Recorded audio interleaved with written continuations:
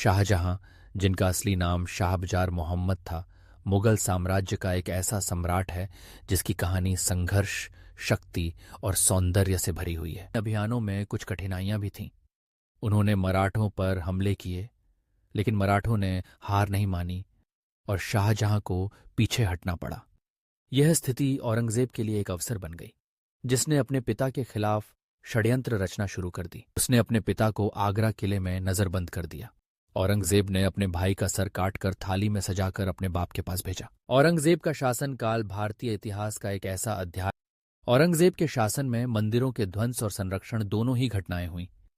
कई स्रोतों से यह स्पष्ट होता है कि उसने कुछ मंदिरों के रखरखाव के लिए सरकारी अनुदान भी जारी किए।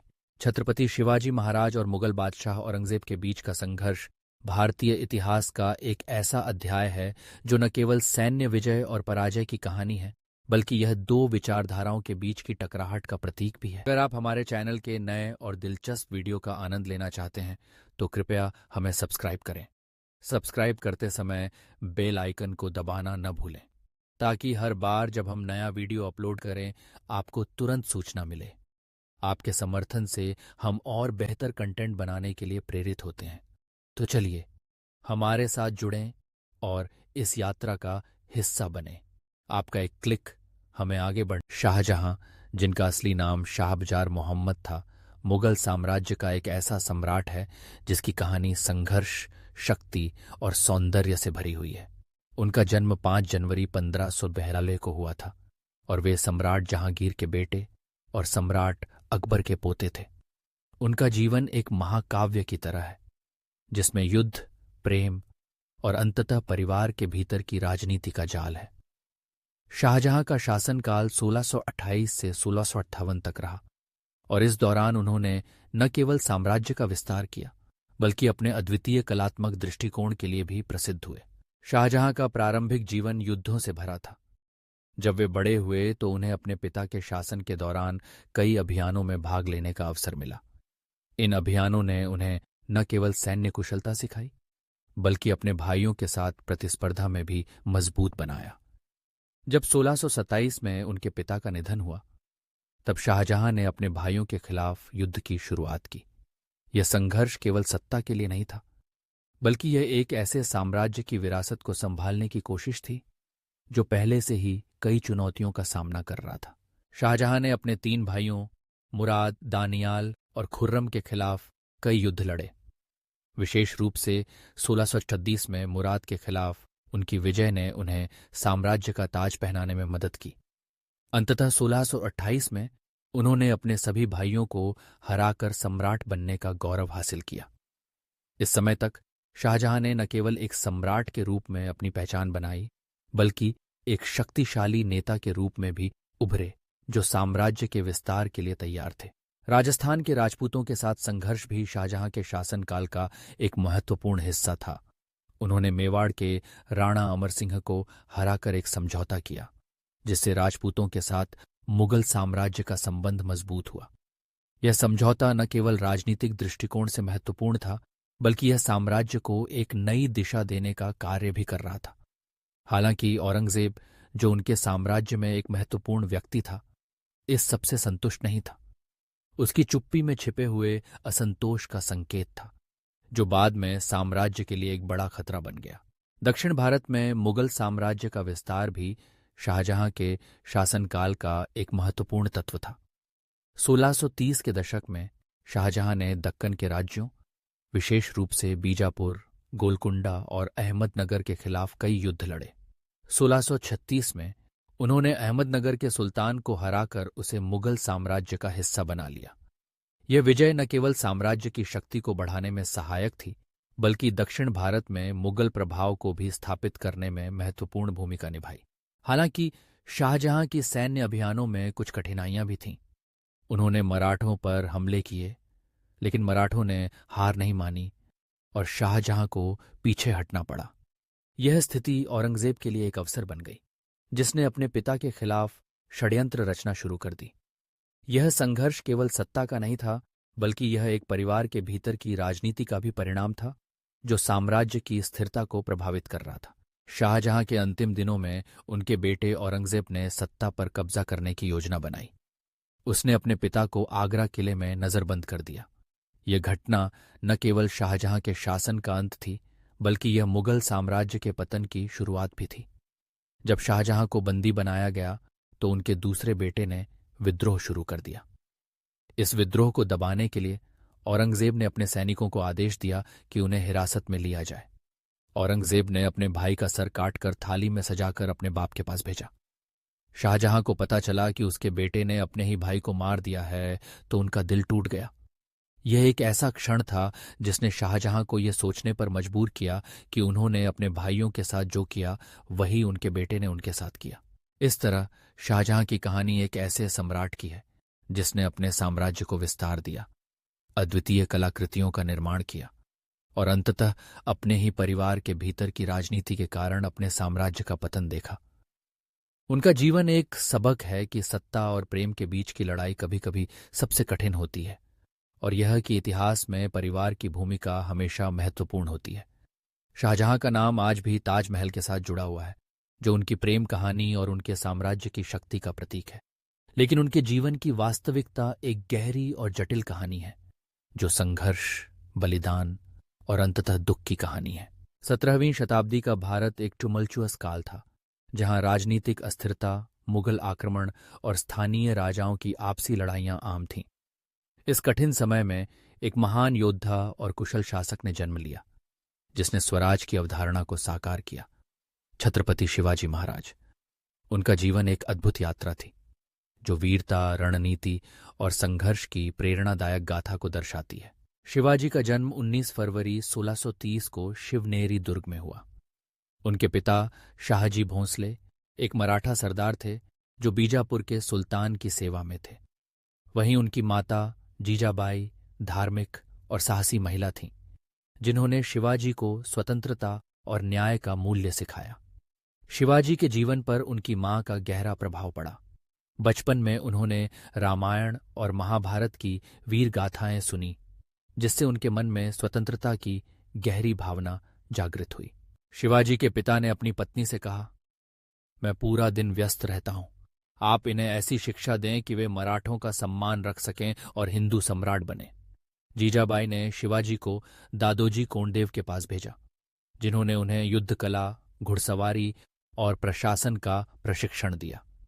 किशोरावस्था में ही शिवाजी ने यह महसूस कर लिया था कि मुगलों और बीजापुर सल्तनत के अधीन रहकर मराठों की स्वतंत्रता संभव नहीं है। 16 वर्ष की उम्र में उन्होंने पहला किला तोरणा जीतकर अपनी स्वतंत्र सत्ता की नींव रखी।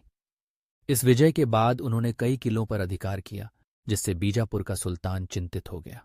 बीजापुर के सुल्तान ने शिवाजी की बढ़ती शक्ति को कुचलने के लिए अपने सेनापति अफजल खान को भेजा।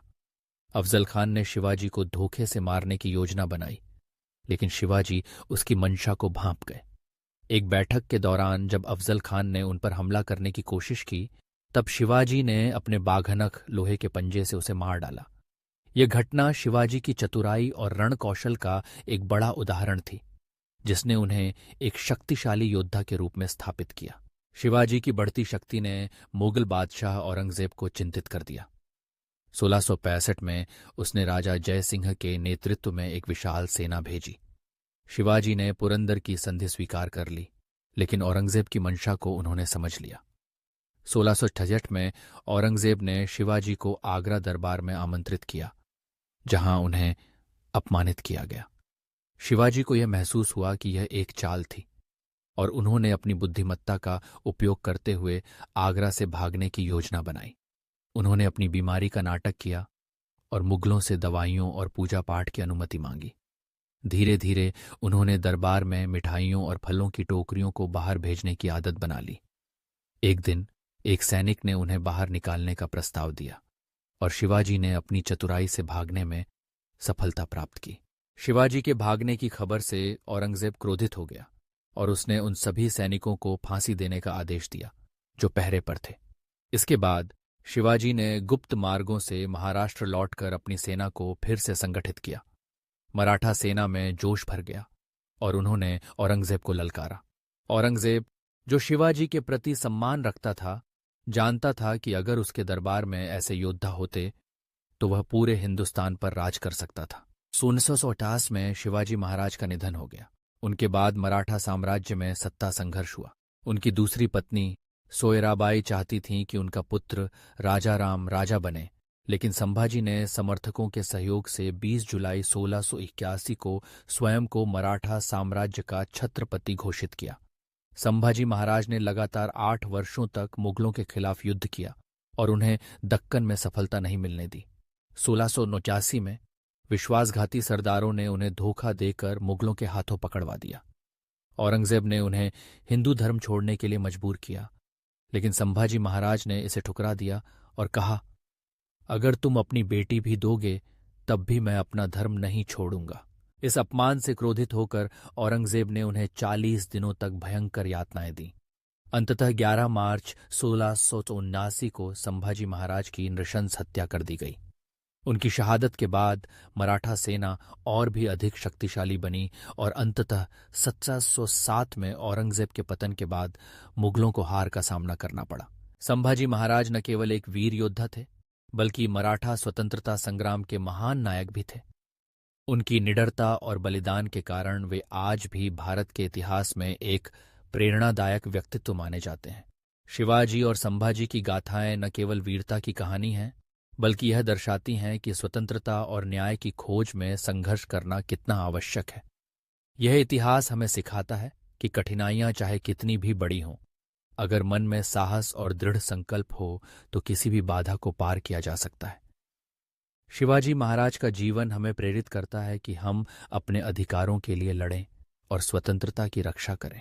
औरंगजेब का शासनकाल भारतीय इतिहास का एक ऐसा अध्याय है जो विवादास्पद नीतियों और धार्मिक सहिष्णुता के मुद्दों के कारण हमेशा चर्चा का विषय बना रहा। उसके मंदिरों के प्रति रवैये को समझना एक जटिल कार्य है, क्योंकि यह केवल धार्मिक दृष्टिकोण से नहीं, बल्कि राजनीतिक और सामाजिक संदर्भ में भी देखा जाना चाहिए। औरंगजेब के शासन में मंदिरों के ध्वंस और संरक्षण दोनों ही घटनाएं हुईं, जो उसके शासन के बहुआयामी दृष्टिकोण को दर्शाती हैं। 1637 में औरंगजेब ने काशी विश्वनाथ मंदिर को ध्वस्त करने का आदेश दिया। यह घटना न केवल धार्मिक दृष्टिकोण से महत्वपूर्ण थी, बल्कि यह उस समय की राजनीतिक स्थिति को भी दर्शाती है। वाराणसी, जो हिंदू धर्म का एक प्रमुख केंद्र था, पर आक्रमण करके औरंगजेब ने अपनी शक्ति का प्रदर्शन किया। यहां ज्ञानवापी मस्जिद का निर्माण किया गया, जो इस बात का प्रतीक थी कि औरंगजेब ने हिंदू धार्मिक स्थलों को नष्ट करने में संकोच नहीं किया। इसी तरह मथुरा में केशवदेव मंदिर को 1670 में ध्वस्त कर शाही ईदगाह बनाई गई। ये घटनाएं दर्शाती हैं कि औरंगजेब का मंदिरों के प्रति रवैया केवल धार्मिक नहीं था, बल्कि वह राजनीतिक उद्देश्यों के लिए भी ऐसा कर रहा था। सोमनाथ मंदिर का मामला भी इसी प्रकार का है। यह मंदिर पहले से ही कई आक्रमणों का शिकार हो चुका था, लेकिन औरंगजेब ने इसे और क्षति पहुंचाई। इस प्रकार के मंदिर विध्वंस ने न केवल हिंदू समुदाय को आहत किया, बल्कि यह भी साबित किया कि औरंगजेब ने अपने साम्राज्य की शक्ति को स्थापित करने के लिए धार्मिक स्थलों को निशाना बनाया। विजयनगर और मारवाड़ के मंदिरों के ध्वंस की घटनाएं भी इसी श्रेणी में आती हैं। इन मंदिरों को तोड़कर औरंगजेब ने यह स्पष्ट किया कि वह अपने साम्राज्य के विस्तार में किसी भी प्रकार की बाधा को सहन नहीं करेगा।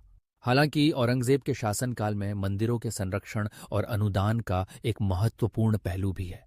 कई स्रोतों से यह स्पष्ट होता है कि उसने कुछ मंदिरों के रखरखाव के लिए सरकारी अनुदान भी जारी किए। उदाहरण के लिए जगन्नाथ मंदिर, जो कि पुरी में स्थित है, को अनुदान जारी रखा गया। यह दर्शाता है कि औरंगजेब ने कुछ धार्मिक स्थलों को संरक्षण देने का कार्य भी किया। सोमनाथ मंदिर के संदर्भ में भी कुछ दस्तावेजों में यह उल्लेख मिलता है कि उसने इसके रखरखाव के लिए धन दिया। काशी के अन्य छोटे मंदिरों को भी शाही संरक्षण मिला, जो यह दर्शाता है कि सभी मंदिरों के प्रति उसका दृष्टिकोण एक समान नहीं था। राजस्थान और दक्षिण भारत के कुछ मंदिरों को भी अनुदान जारी किए गए, जो इस बात का संकेत है कि औरंगजेब ने अपने शासन में धार्मिक सहिष्णुता का कुछ हद तक पालन किया। यह एक महत्वपूर्ण तथ्य है कि उसने कुछ मंदिरों को आर्थिक सहायता देकर उनके अस्तित्व को बनाए रखने की कोशिश की।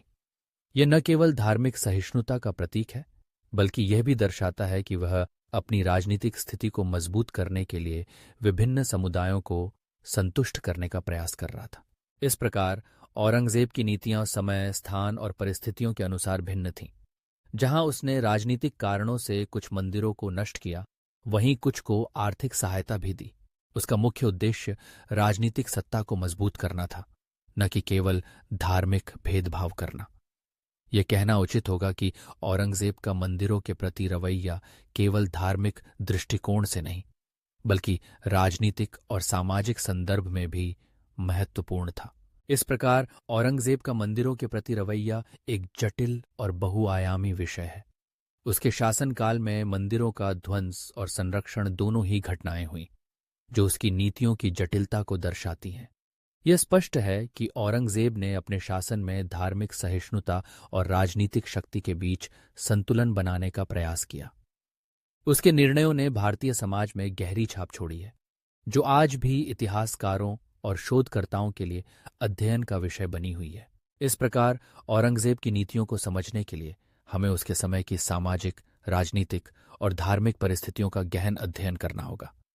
उसकी धार्मिक नीतियों के पीछे की प्रेरणाएं और उद्देश्यों को समझना आवश्यक है, ताकि हम उस युग के जटिलता को सही तरीके से समझ सकें। औरंगजेब का मंदिरों के प्रति रवैया एक ऐसा विषय है जो आज भी लोगों के बीच चर्चा का विषय बना हुआ है, और यह भारतीय इतिहास के महत्वपूर्ण अध्यायों में से एक है।